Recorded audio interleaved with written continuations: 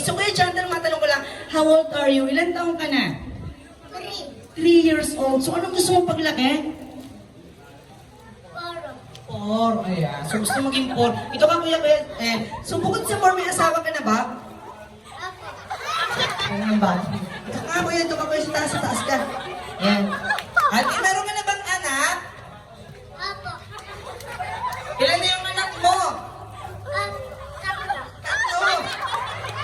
Ang asawa mo ilan na? Galing ng bata ko. 2 yung asawa, 3 yung anak. Ayan. So, syempre, ulitin ko lang, anong gusto mong paglaki? Ayan.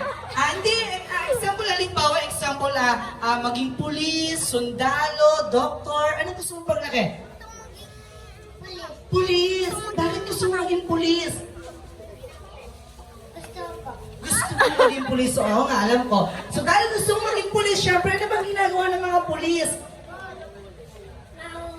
Nang ano?